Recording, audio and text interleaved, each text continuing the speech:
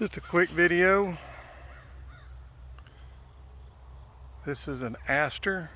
It's not the little small aster that everybody thinks of, the little white aster. It's in the aster family.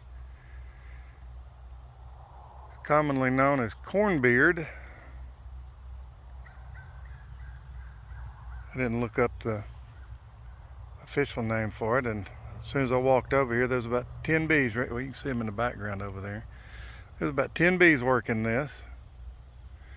Now there ain't a soul over here near me. There's one up there on that one. One just flew by, went right up there.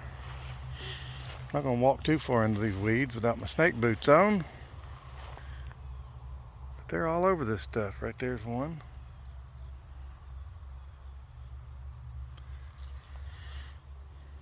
There's another one. Just flew over there. They're all over this stuff. The good thing about it is, well, you can't see it, but my bees are just straight over there behind that. Wonder what the heck this is.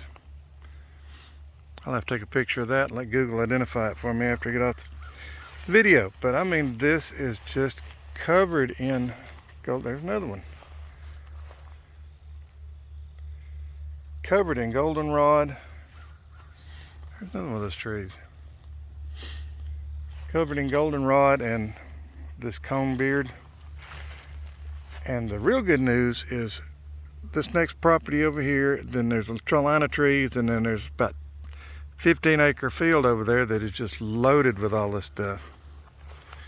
Just literally loaded. So if anybody out there is wondering if their bees work this stuff, it's a definite yes. Thanks for watching. Like, subscribe, and share.